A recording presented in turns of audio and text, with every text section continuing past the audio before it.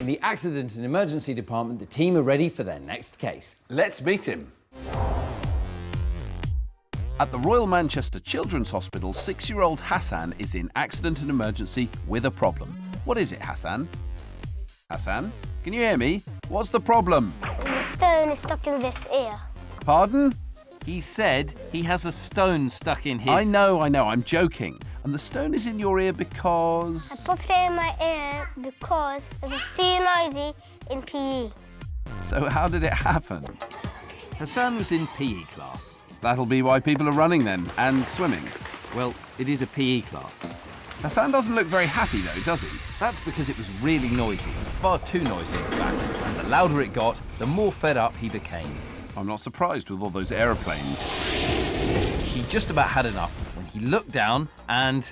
Saw some earmuffs? No, when he had a brilliant idea.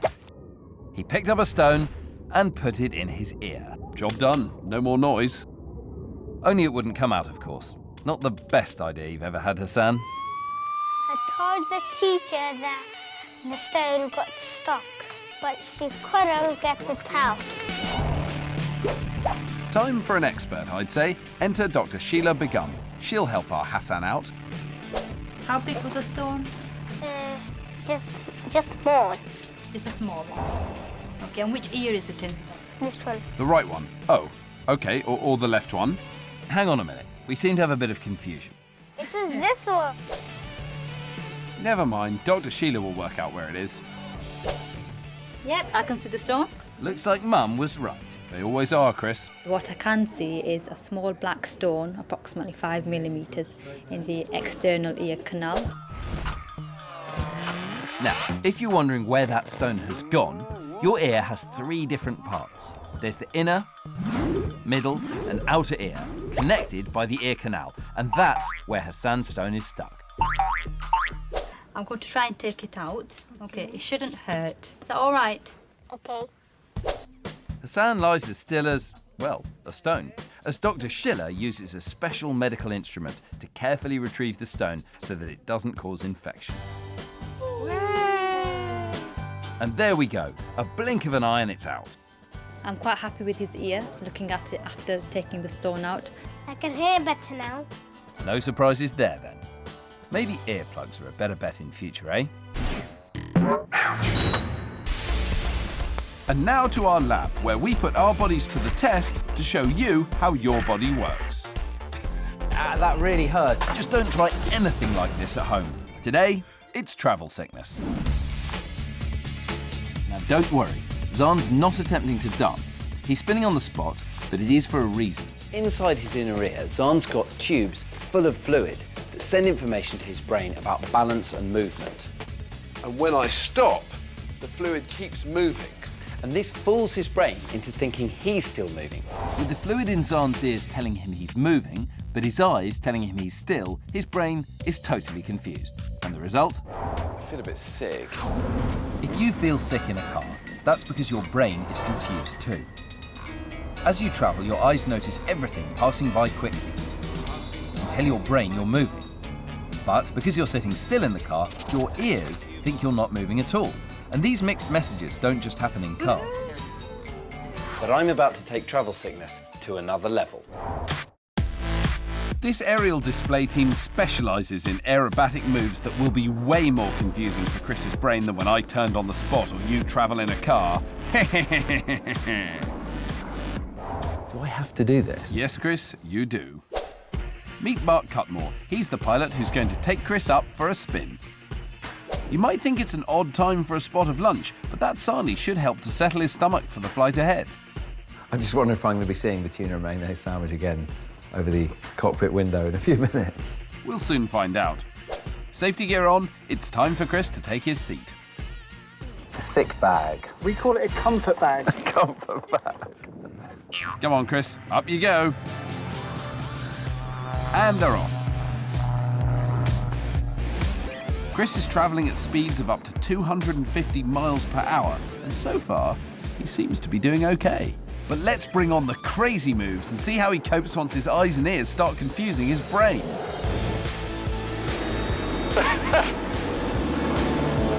This is a very unpleasant sensation.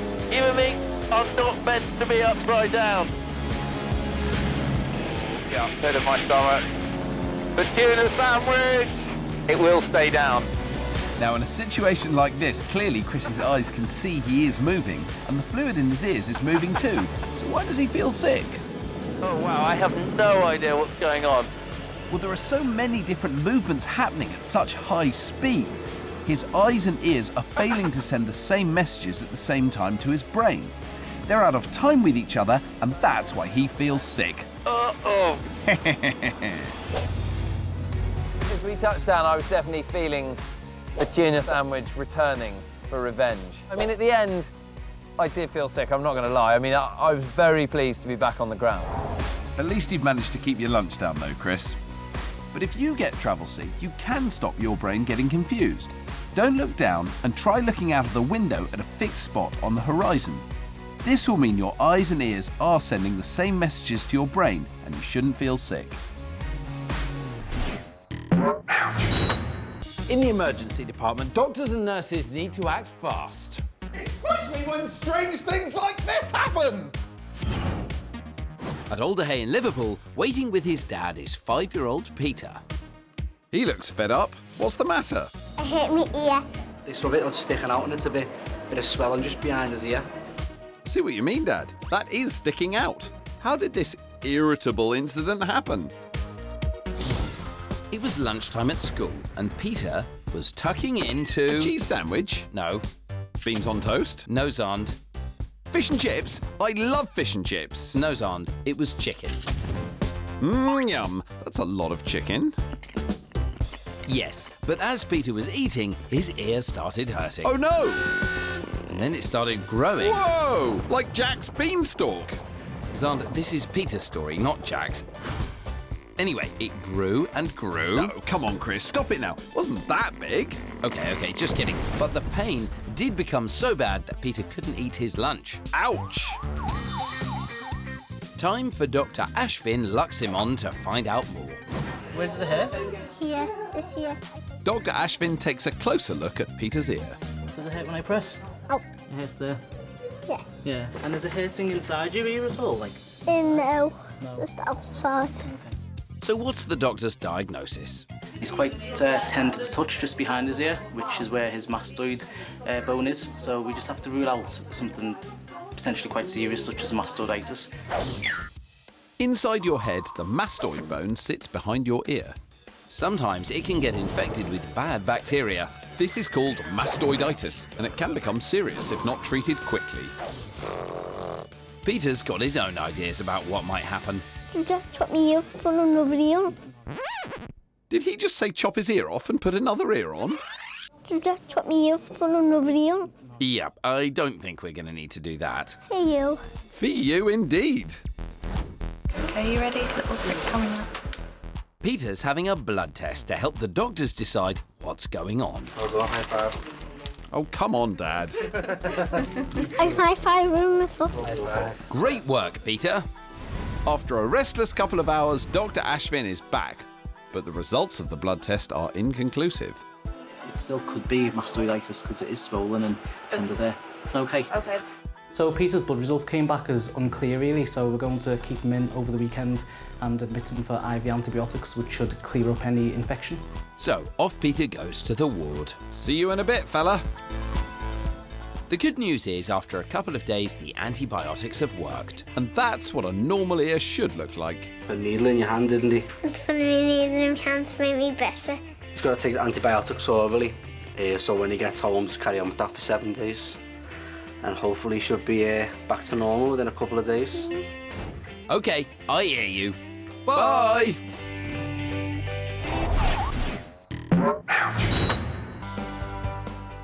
Xand, what on earth are you doing? Oh, Chris, now I'm about to meet 2 ice skaters from CBBC's Ice Stars, and I'm trying to figure out how they do their amazing spins. Whoa. You're not going to wear that, are you? Of course I am.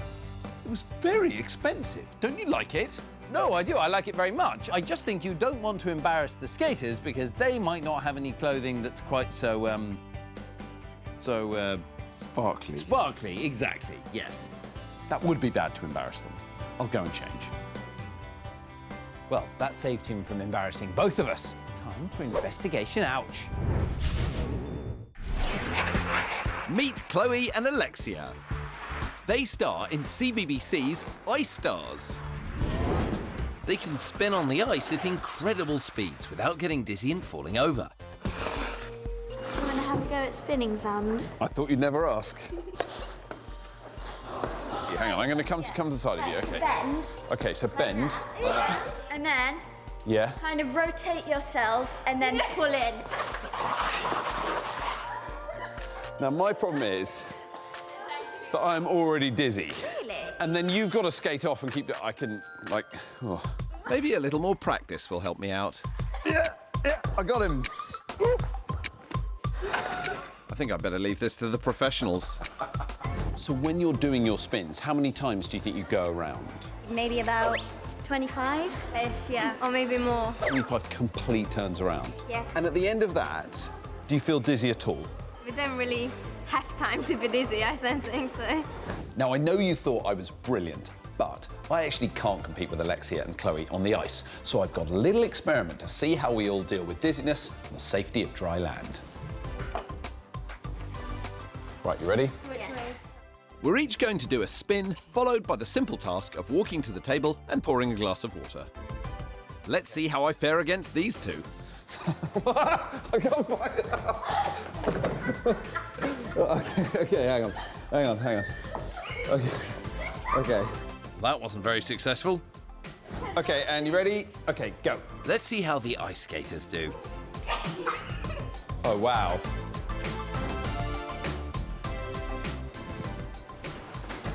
Oh, wow. What, nothing? So that's why I couldn't do the spins on the ice, probably, isn't it? That's probably the only reason. When you spin around, the fluid in your inner ear spins too. When you stop spinning, the fluid keeps moving, but your eyes tell you that you're still, and that makes you feel dizzy. The skaters are brilliant at dealing with the effects of spinning, but how do they do it? I've come to meet Dr. Barry Seamungle, one of the country's top experts in dizziness.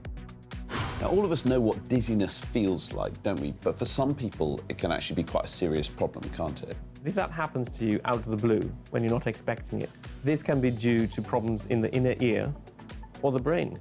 I know you've done a study on ballet dancers. Why have you studied them? Ballet dancers have actually been training for most of their life, and that suppresses their sensations of dizziness. So what are those brain mechanisms that allow ballet dancers to not feel dizzy? If we can understand that, we can use that to treat patients. This is Dr. Barry's Dizzy Lab. The most important part of it is this, a special chair that allows Dr. Barry to see how different people deal with dizziness.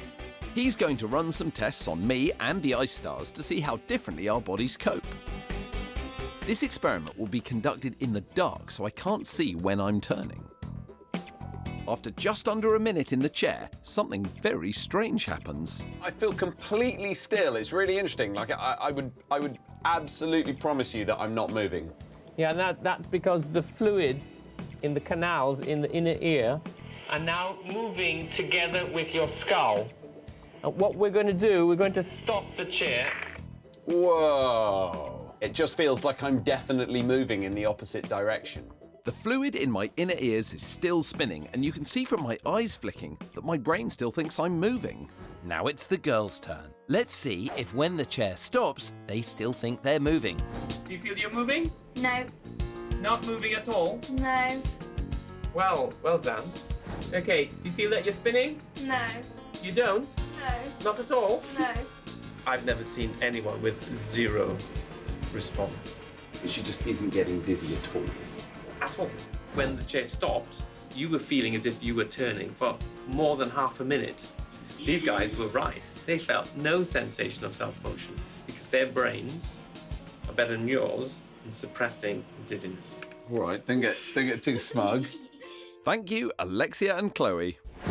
Dr. Barry's research has shown that the part of the brain which deals with dizziness is actually smaller in people who train to spin like Chloe and Alexia. Incredible! What's amazing about this is it could have very real medical benefits. If Dr. Barry can train people's brains to cope with dizziness, it could really help them lead better lives.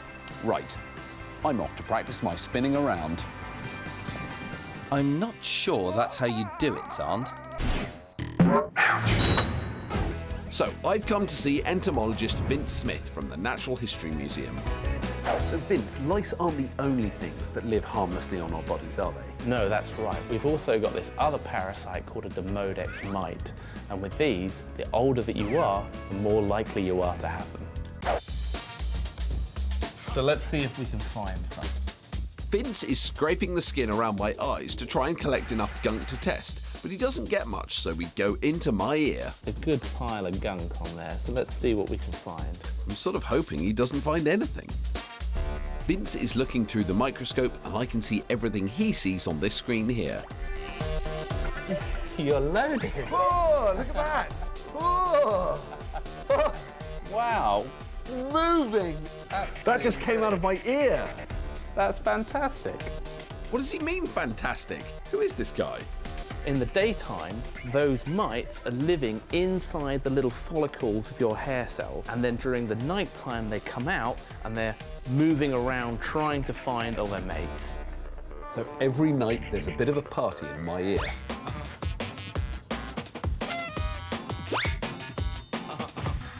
So these mites are pretty disgusting, but actually they're not doing me any harm. In fact, they're useful because they help clean the gunk from your ear. We're carrying around all of these passengers, and this is just the start. There are many other human parasites that we've got too. But remember, don't worry, if you ever get lice, it's quite normal and treatable. I've had them. Plus, we all have other little creatures living on us, helping us out with things like the cleaning. Nice work. But they better not keep me up all night with their partying. There have been lots of cases through the doors here. We've treated 2 sprained ankles and a broken collarbone. Next up, Lily May comes in with an infected ear piercing. Pus has gathered behind her ear. I think we need to get it out, really. Now, Lily, it's going to feel very, very cold. Lily's having gas and air and a cold spray to numb her ear. Then it's pus time. Fantastic. Oh, you're doing a really good job, Lily. That's great. She's good, isn't she? So this is really satisfying because we're getting all the pus, which is dead bacteria, out of Lily's ear. And that means it can all heal. Tell you what, on this side, Lily, it's quite exciting. You're very brave. Can you give me a high five? Yay! So Lexi, James and Lily have been patched up and sent home, all in a day's work for a busy accident and emergency department. And now to our lab, where we do incredible experiments. Oh, there you go. To show you how your body works. Just don't try anything you see here at home. This is a tiny camera. I'm going to look inside Chris's head with it. Now, you must never put anything in your ears or you could cause permanent damage. We can only do this because we're doctors. Oh, that's great. That is Chris's eardrum. Lovely. OK, Chris, what I want you to do is close your mouth, plug your nose, and now blow out gently. Oh, that's really good. That's lovely. So what you can see there is Chris's eardrum bulging. Now, the eardrum is a very thin membrane which acts like a drum. That's why it's called the eardrum. It vibrates when sound waves hit it, but it has another important job. It protects the very delicate middle and inner ears behind it. But there's something else lurking inside your ears that we want to show you. Tell you what, Xand, give me the camera and I'll have a look at your ears. Can you see that gooey, yellow, browny, crumbly stuff? That is Xand's earwax. How much do I have? A lot more than me. That's great, because earwax is in our ears for a good reason. But what is earwax, and why do we have it? Well, we're going to show you. Yep, I can see right through to the other side. What? Really? Well, how many fingers am I holding up then? 3. Wow, didn't think that was medically possible. Now look, that is a good sample of your earwax. It's not pretty to look at, but it is brilliant stuff. Earwax is actually a type of sweat. Some people get more than others, just like some people sweat more than others, but everyone has it. When the earwax is produced in your ear canal, it's runny, but it dries out as it works its way out of your ear. This takes about a month and it's helped along by you yawning, chewing, chatting until it flakes out of your ear naturally. So next time you get told off for chatting in class, you could always say you're trying to work out your earwax. Xand, what are you doing? I was just tasting it. I can see that, but why? Guess I just wanted to know what it tasted like. Well, what does it taste like? Actually, it's not very nice. It's very bitter. That's because earwax is made up of around 40 different substances. The main ones are fatty acids and cholesterol, and none of them taste very nice. Plus the fact that it's been in your ear for about the last month. Anyway, now we know what's in earwax. What's it for? Well, to show you, I've got a model of Xand's ear.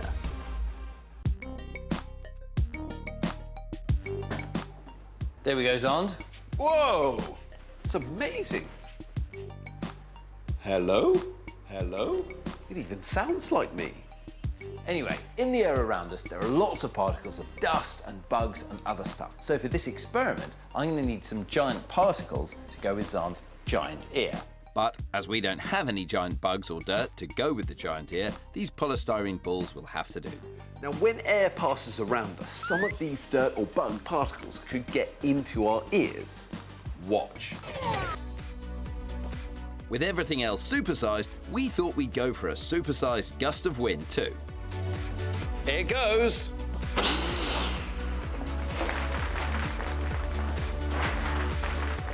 See how many went through the hole? If this was a real ear, all the dust and dirt particles that went through would have clogged up the eardrum and damaged the inner ear behind it. So here's the only problem with this otherwise amazing model. It doesn't have any earwax. So let's smear an earwax type gunk in there and see what happens. We're coating the big ear with a layer of sticky yellow stuff, a bit like the wax in your ear, and you'll see how it protects your delicate eardrum and the inner ear behind it. Ready? Here we go again. Oh, that's amazing. That's great. Look, loads of them have stuck in there.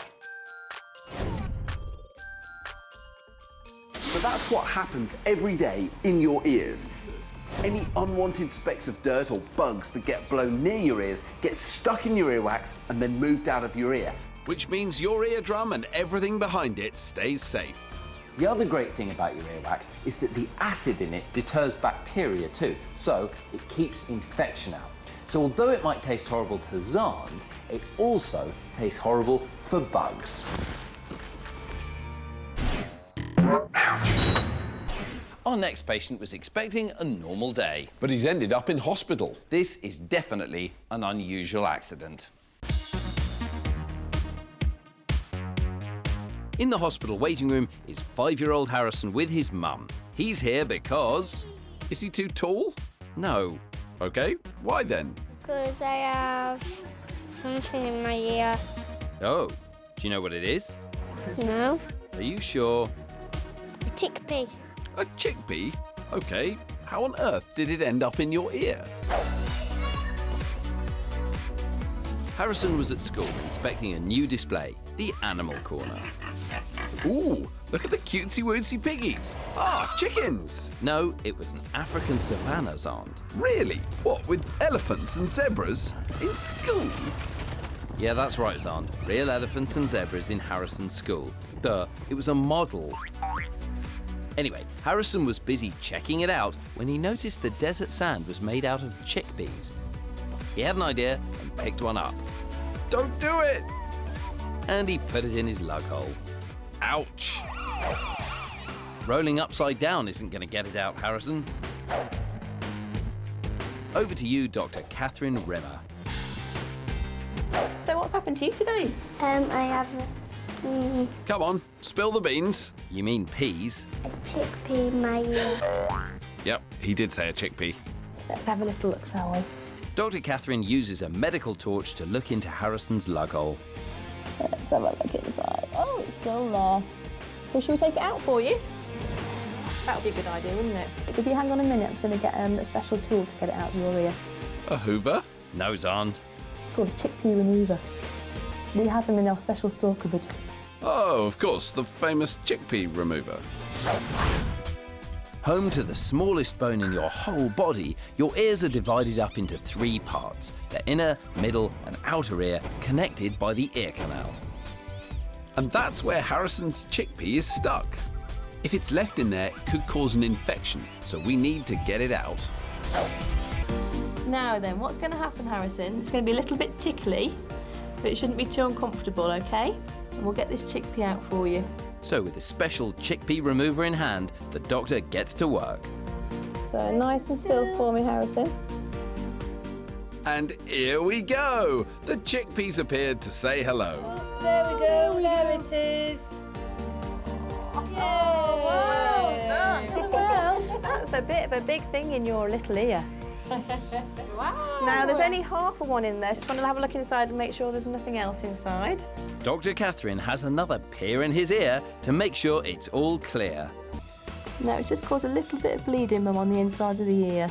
Okay. But there's no more chickpeas inside, Oh, so it's only a half one. You're going to have chickpea for tea? No. With his ear food-free at last, Harrison can head home. But leave your paws off the pulses in future, eh? Bye. Bye! Can you guess what this is? Any ideas? Let's take a closer look. Well, it's a real close-up of something inside your body. It's the inside of your ear. And those little orange brush things are hairs that enable you to hear. They're not normally orange, they've been coloured so you can see them more clearly. This is the bit of the ear you can see, the outer ear. Sound vibrations come in this way before ending up in the inner ear. Here, they push past little hairs on the cochlear, causing them to move, and this transmits sound information to the brain. The louder the sound, the more the hairs bend.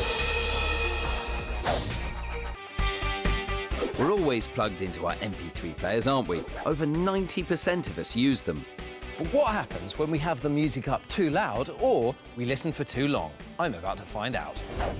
This is Professor Chris Plack, Head of Research in the Audiology Department, that's hearing, at Manchester University. So how do we damage our cochlea? Well, the hair cells inside the cochlea are very, very delicate. If you're listening to loud noise, then these can be blown around and disrupted. That's why it's important to protect your ears. But as you get older, the hairs naturally degrade and don't work as well. Take a look at this. Remember those little hearing cells that look like hairs? Well, this is what they look like in a young person's cochlea. Now compare it to an older person's cochlea. See how some of the hairs look scraggy and some have fallen over? This is natural damage that happens as you get older, and it's why you might have to speak a bit louder for your nan or granddad. Now, sometimes older people don't hear as well as younger people. Is that because of a lifetime of accumulated damage? The ear contains something like a battery that helps the hair cells convert the sound vibrations into electrical impulses. And as you get older, it becomes weaker and weaker, and so you can't transmit sounds as effectively to the brain. Now, we're about to do a brilliant sound test that you may be able to try out yourself. But make sure your pets are out of the room because they can be very sensitive to high-frequency sounds. Also, you may not hear some of the tones depending on what TV you have, and it may not work on some tablets or phones. But give it a go anyway. I'm going to show you how your hearing changes as you get older. And to do this, I'm going to need a very technical piece of laboratory equipment. This is Ocean, and he's 7 years old. And I'm going to go head-to-head with him to find out if my hearing is better than his. It won't be. Don't be so sure, young man. Sound frequency is measured in hertz. A low-frequency noise of around 400 hertz sounds like this. And as you increase the frequency, the sound gets higher. This is 1,000 hertz. Go higher still, and eventually you can't hear it. So right now, go and get a grown-up, especially one who's a bit older, maybe your granny or granddad, and see if they can play along. You're gonna lose. So get ready for the first sound. If you hear it, put your thumbs up. Ocean can, and so can I. Yay! So we can both hear a sound at 8,000 hertz. Could you? Next. Ocean's good, and me too, a double tick. That was pretty high. How did you do at home? Next. There was no sound. There was. There was no sound. There was. Didn't you hear anything? Another thumbs up from Ocean, but I can't hear a thing.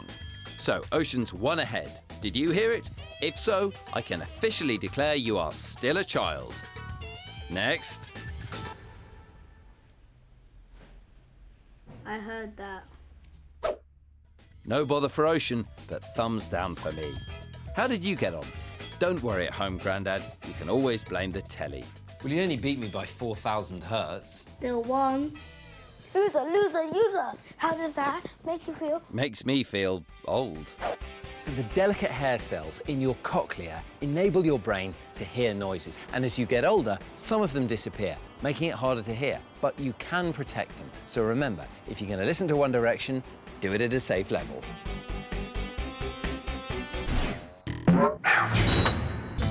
We all have senses. They tell you what's going on around you, and then your body knows what to do. Like telling your feet to dodge people in the street. Looking both ways before crossing the road. It's all about your brain receiving data and deciphering it to help you function in our busy world. Even the smell of that bread is making me hungry.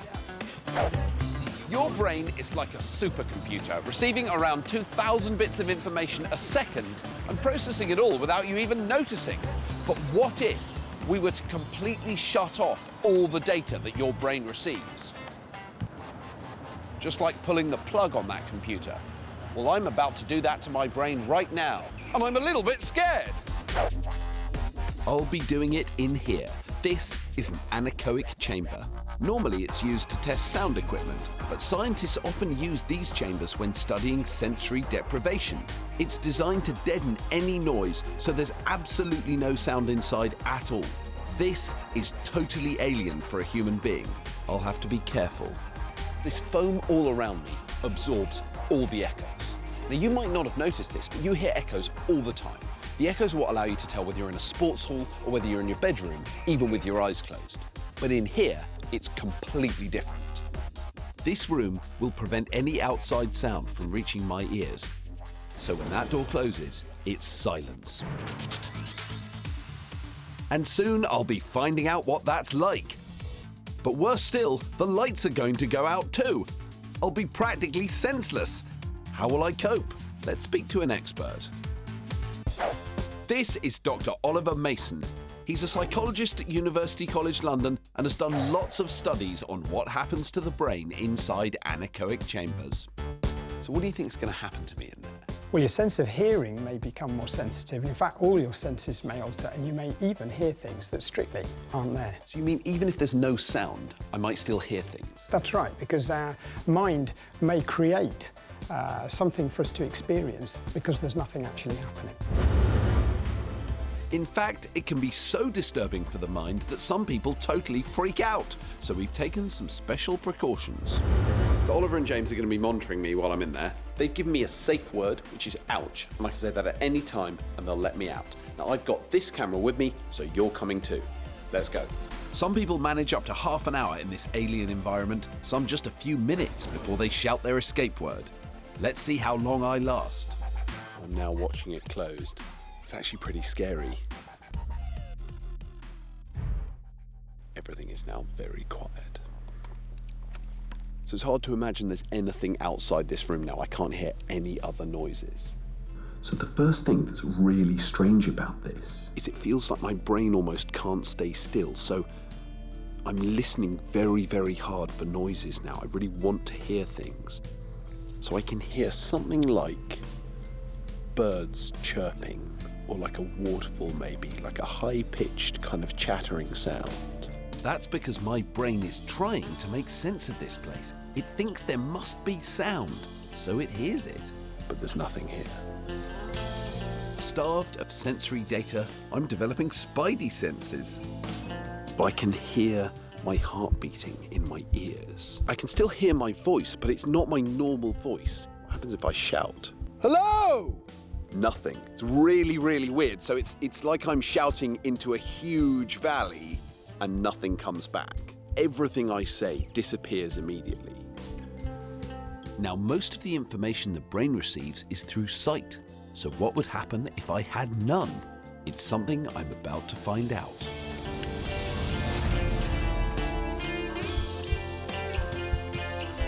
So he's probably even more disoriented now. He not only can't hear anything, he can't see anything either. I can hear my stomach gurgling. I can see little flashes of light at the corners of my eyes. I can hear these other noises in my ears. It's all very strange. So now I'm seeing things and hearing things.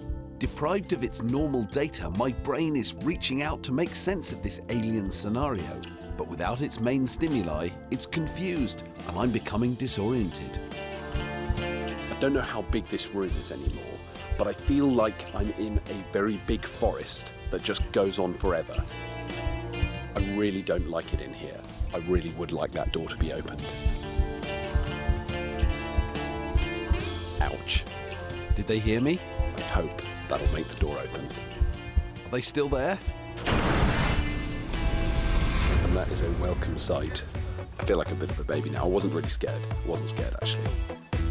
Half an hour in there felt like a lifetime. So it is very bright out here, and the other thing is it's really loud. Like I can hear my voice. I can hear lots of other sounds, but I can mainly hear my voice very loudly, like it's echoing off everything. Yeah, I am very pleased to be out. So I quite enjoyed the 15 minutes in the light, but when the lights went out, it was like a nightmare. Nightmare's a really good point of comparison, because your brain's probably in something of a similar state in there. It's got nothing to go on, and everything comes from the brain. That's right, we've shown the brain needs sensory data to function. It just shows how much information my brain's getting every single minute of the day and processing without me even knowing it. So when you take those things away, things get very weird indeed. Of course, I'm not really afraid of the dark.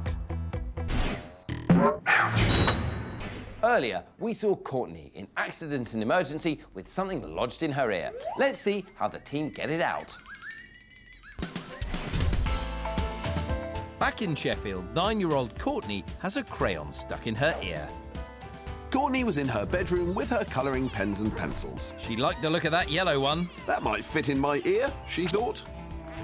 Ouch! To remove it, first Dr. Warren tried to hook it out like a fish.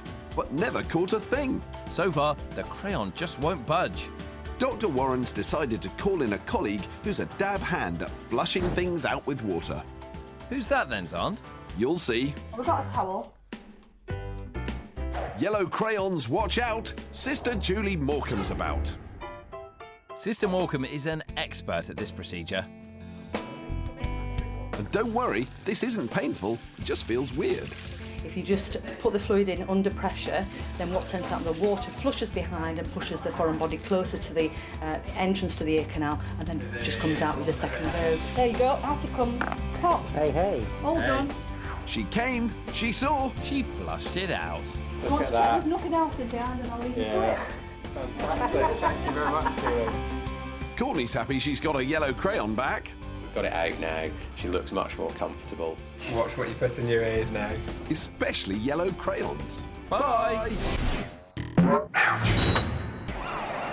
Now we're getting out and about with our mobile clinic. Today, we're at a theme park to help solve your medical mysteries.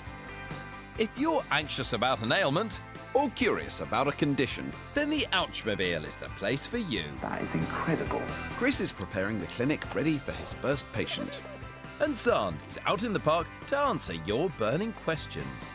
At the clinic, Chris is open for business. Next patient, please. First in is 9-year-old Shoma with a question about some frightful findings on his feet. I've got a bunch of verrucas on my foot that won't go away. Well, what have you got to say about this, Chris? This sounds like a rare case of I've got a bunch of verrucas on my foot and they won't go away itis. And breathe. Now let's have a look. Yeah, 1, 2, 3. A little cluster of them here. Now that's the big daddy verruca there. And more up here. That's an impressive 9 verrucas on one foot. How do you get verrucas? So verrucas are viruses, so you get them from walking around where other people with verrucas have walked. So the virus has got quite a cool name. Do you want to know what it is? Yeah. It's called the human papilloma virus. Can you say that? A human papilloma virus. Nice one, Shoma. The virus causes your skin to grow in an uncontrollable way, leading to these lumps. But the good news is they often go away on their own. The important thing if you have a verruca is to not spread it too much to other people. So when you go swimming, you've got to wear a verruca sock. When you play PE, you've got to keep your shoes on. And don't worry if you have verrucas, they'll probably soon disappear by themselves. Away from the clinic, Xand is out and about in the park. Let's see if there are any medical mysteries, or maybe people have got some questions for me. Why does your heart beat fast on roller coasters? When you're frightened, your body releases a hormone called adrenaline, and that makes your heart beat faster because your body thinks it might have to run away. If a tiger attacked you, you get a load of adrenaline, and then your heart beat faster and you'd be able to run away faster. That's what your body's doing, it's preparing to run away, even though you're strapped into a roller coaster. Look what I did today. Oh no, that's terrible. What happened? Well, I was going on the ride and I hit my leg on the side of the ride. Oh, was it painful? Yeah. So what happens when you get a bruise is you break the blood vessels under your skin. What you're seeing there is bleeding under the skin. So all that stuff that looks black is actually red blood, and it will gradually change colour as it heals. Back at the Ouchmobile, there's a new case in the waiting room. Hi, Dr. Chris. It's 10-year-old Mohammed, and he's got something incredible to show us. Mohammed, why have you come to the Ouchmobile today? I can fold my ear and stick it in this hole here. You fold your ear in what? Diagnose this, Chris. So this sounds like a very rare case of I can fold my ear up and stick it in this hole here, itis. I can't wait to see it. Wow! That is the most bendy ear I've ever seen. Okay, Mohammed, give it a little wiggle and make it pop out. Well, let's see that again. How come I can do that with my ear? Well, inside your ear, you've got some very bendy stuff called cartilage, and it's the same stuff that's in your nose. So I don't think there's anything wrong with your cartilage. It's just nice and soft, and you've got bendy ears. Job done for today. Clinic closed. Your body is amazing, but sometimes it needs fixing. All over the UK, there are special teams of professionals trained to tackle medical mysteries. And here's one of our favourites. So the world is a noisy place, but what happens if I switch it all off? Now, if you're deaf, you have several ways of understanding what other people are saying. There's lip reading, and there's sign language, which relies on hand gestures. And for loads of deaf people, these things work really well. But doctors are making amazing medical advances in improving people's hearing. This is Matthew. He's 12. He's deaf and uses BSL, British Sign Language, to communicate. I'm not very good at it, so Matthew has brought along his interpreter. And how long have you been deaf for? Since 2001. So your whole life? Yeah, I was born deaf. Matthew's here to get a cochlear implant, a tiny little device that replaces a bit of the ear, which in some deaf people doesn't work. Sound travels in waves through your ear to the cochlea. Inside the cochlea, tiny hairs pick up the vibrations from these sound waves and convert them into signals that are sent to the brain. Matthew is deaf because the hairs in his cochlea can't do this. But the implant sorts this by sending sound signals through wires instead. So I've never seen this operation before, so I'm very excited. Good luck. Leading the team today is head surgeon James Ramsden. Now, this surgery is not for the squeamish. Now, this is a cochlear implant, which is what Matthew's having fitted. This bit is a microphone. It hooks over his ears, and it's what hears what's going on in the world around him. And it attaches with a magnet through the skin to this bit. This bit sits under the skin, and it's these little wires that go into his cochlea and send the electric impulses into his brain. That's what allows him to hear. It's absolutely extraordinary to be holding one in my hands. So what James is doing now is lifting the skin off the back of Matthew's skull to make a little pocket where the device can sit. The surgeon uses a microscope which allows him to work in very small spaces and use a tiny drill. So on the big screen you can see it really well, but in fact in real life, the tip of that drill is about this big. It's smaller than a grain of rice. Having drilled through to the inner ear, we can now see the opening that leads into the cochlea itself. Next is the tricky bit. The wires from the implant need to go through the tiny opening and straight into the cochlea. Luckily, James has a very steady hand. The operation's basically over. They're just sewing up the cuts behind Matthew's ears. But we won't be turning on those cochlear implants yet. Matthew has to wait a couple of weeks for everything to heal. Matthew's back with Mum and Dad and interpreter Mark to have the cochlear implants turned on, and he can't wait. Then we're going to do a little bit of testing. When you hear a beep, we just want you to put one of the fish here into the pot. Will Matthew's implant enable him to hear? Will he get any fish in the pot? Wow. Good. Well done. He caught that, and it's put a big grin on his face.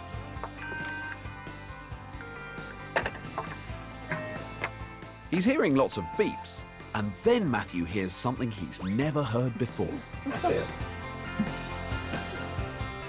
Was that you, Dad? Who said my name? Yeah, it was really nice. I shut my eyes and my father said my name. And I knew something was being said, so when I opened my eyes, I checked, did you just say my name, Matthew? And he just said yes. Well done, Matthew. So Matthew is going to be hearing more sounds than ever before, and all because of this, his cochlear implant. Some sounds he's going to be hearing for the very first time. It's absolutely incredible. Remember Jude with the stone in his ear? Could be a rocky road to recovery. Let's find out how he's getting on. Back in Sheffield, 6-year-old Jude has a stone stuck in his ear. It was circle time at school. Jude was daydreaming he was a tiny explorer in a carpet jungle playing chase with a stone. No, he wasn't, Xand. That was your fantasy, not Jude's. He just picked up the stone and popped it in his ear. Stone is in my ear still. Earlier, the doctor tried to vacuum it out, but the stubborn stone wouldn't budge. So Jude and Mum are back for a second go. And here to try and rope in the rocky rascal is ear specialist Mr. Showkat Mirza. Should we have a look at your ears, Jude? Yeah. That'd be okay. Mr. Mirza looks for the lost stone, and he looks, and he looks. What does he see, Chris? It looked like he had a piece of wax deep in the ear. So there's so much wax in there, it's hard to see anything. But Mr. Mirza has something for that. Shall we give you some drops for your ears? Help clean them out. It might even loosen whatever's in the ear, and then it all comes out. Yeah? Right, say thank you then to the doctor. Thank you. You're welcome. So, Jude, whatever happened to that stone? I don't know. Jude heads home, and hopefully the ear drops will work and clear that ear. And the very next morning... That stone came out on my ear. Whilst Jude was asleep, my husband basically pulled the stone out of the ear. The ear drops worked, and Dad was on hand to retrieve the stone. He's good at fixing things. Bye, Jude. Bye, stone.